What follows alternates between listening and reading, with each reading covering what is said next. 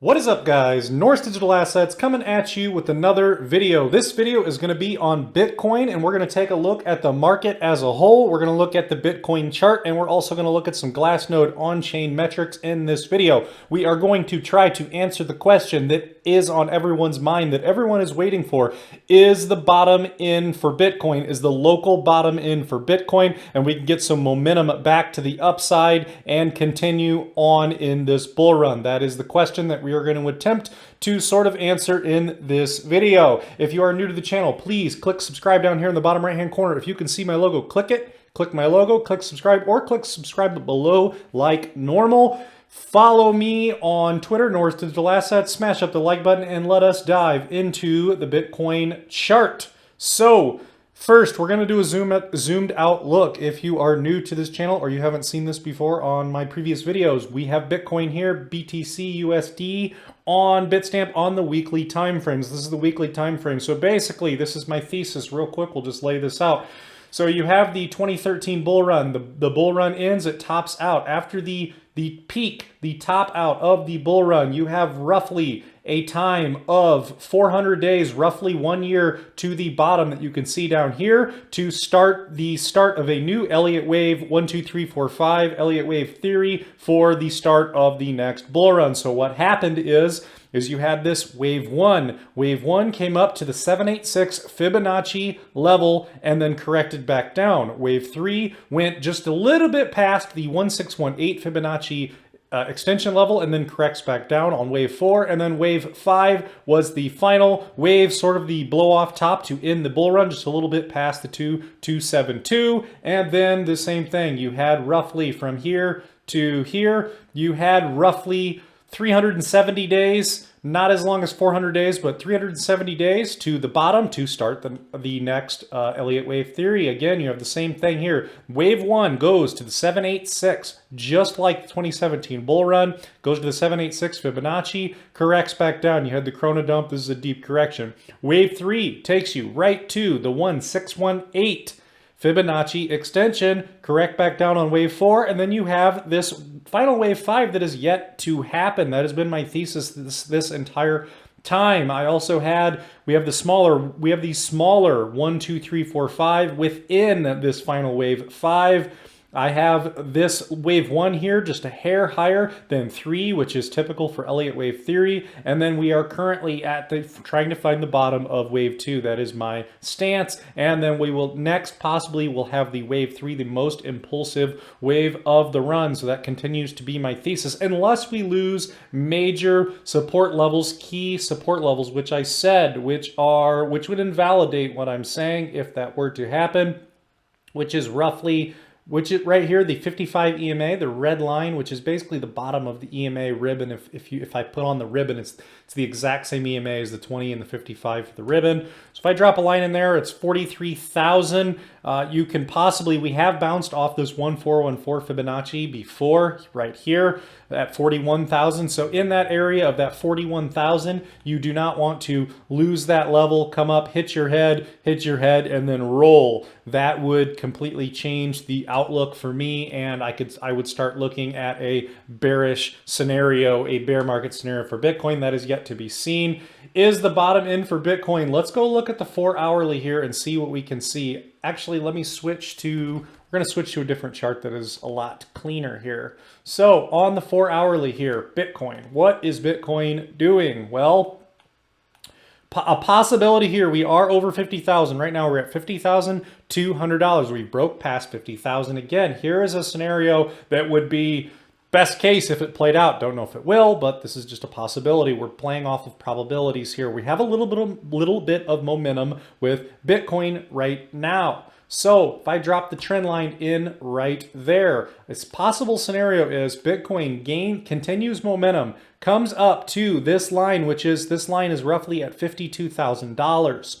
You come up here, you need to come above that 52,000, close above 52,000, possibly back test it for continuation on. What would that look like if that happened? Well, what that would look like is we would be completing a W double bottom pattern here. And what we would do is we would just roughly measure that out here to here, just being conservative with this W pattern, we will extrapolate this out and set it there. If that were to happen, if we can come above 52,000, close above 52,000, back tested as support, have some momentum in Bitcoin in the market, and get some movement, we would be moving up to roughly, we would have a technical target of roughly $57,000, which would get us back on track, completely change the narrative on Twitter and the crypto space as a whole. It would just change the narrative, and people would start to become, I think the fear and greed index would change rather quickly, and people's minds about Bitcoin would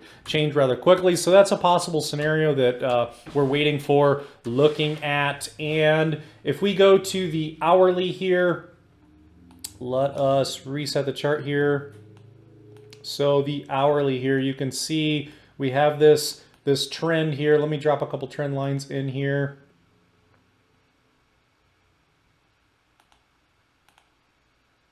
So we have this descending triangle pattern here that we were kind of trapped under here for a while, where on the 4 hourly or the 1 hourly, whatever pattern, whatever time frame you're looking at here, it just hit it. Obviously, we have now broken past it, kind of back tested it here, while also finding support on the EMAs here on the 1 hourly, and we have a little bit of momentum. So we'll just have to wait and see what happens next. We did, if you look here, on the hourly, we did have the green line, the 20 EMA, cross over the 55 EMA, so a reversal of the EMA ribbon there, for which is a buy signal, but it's just on the hourly time frame. We don't have it on the 4 hourly or the daily, which is much more important. But we haven't had this clean crossover like this here, this clean crossover, which is a pronounced crossover of the 20 over the 55. We haven't had that since December 6th. So we're really just, it is now the, what is it? It is the 12th. So we're basically,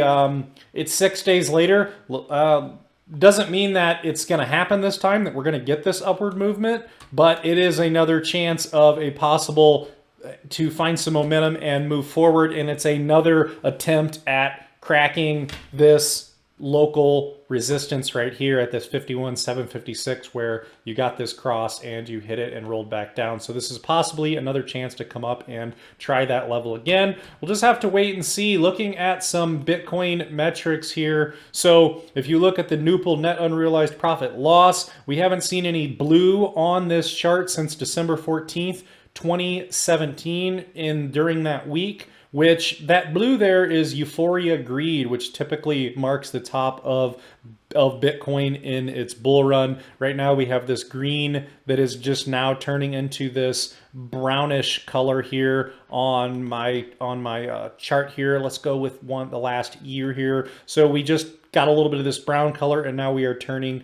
back green. So that's what we're seeing. But if we look at the history of Bitcoin, yes, typically you get this blue, which marks the top. And there are many other indicators too. We have the Pi cycle top indicator, which I've shown you many times on TradingView, which I really like. We also have the Pi cycle top indicator here on Glassnode, and it is the 350.